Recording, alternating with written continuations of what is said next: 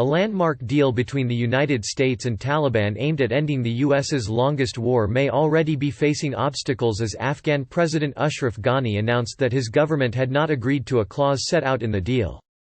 Ghani objected to arrangements within the deal that would see the Afghan government release 5,000 Taliban prisoners as a condition for direct talks between the armed group and the government. The government of Afghanistan has made no commitment to free 5,000 Taliban prisoners. President Ghani told reporters in Kabul on Sunday, a day after the accord was signed in Qatar's capital, Doha.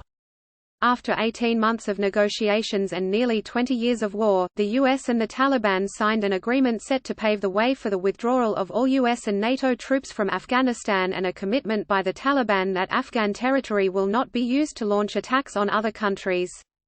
There are high hopes that the agreement will be followed by intra-Afghan talks between all major stakeholders and aiming to chart a course for peace in the country. The Taliban had long refused to sit down with the Afghan government, calling it a puppet regime. The four-part agreement sets March 10 as the date for an intra-Afghan dialogue with Ghani's government as well as a prisoner swap which would see the government release 5,000 Taliban prisoners and the Taliban release 1,000 captives. However, Ghani said, it is not in the authority of the United States to decide, they are only a facilitator. Al Jazeera's Hoda Abdul Hamid, reporting from Kabul, said, "What we are seeing now are actually all the problems that were existing before coming to the surface again today." Everybody would agree, ironically, on the fact that the deal between the Taliban and the US, as difficult as it might have been, has probably been the easiest part in trying to bring peace to this country. While the prisoner swap could turn into a stumbling block for peace to return to the war-torn country, Ghani also said that a 7-day reduction in violence would continue, possibly until a full ceasefire can be negotiated. The RIV, which saw a drop in violence and casualties across the country, had been a condition for the signing of the US-Taliban deal.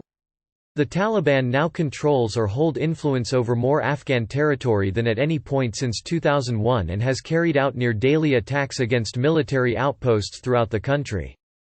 The US and the Taliban had been on the verge of signing a peace agreement in September 2019 when US President Donald Trump abruptly cancelled the talks after a Taliban attack killed an American soldier in Afghanistan.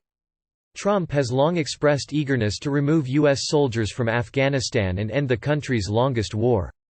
He is seeking re-election this year. More than 100,000 Afghans have been killed or wounded since 2009 when the UN assistance mission in Afghanistan began documenting casualties.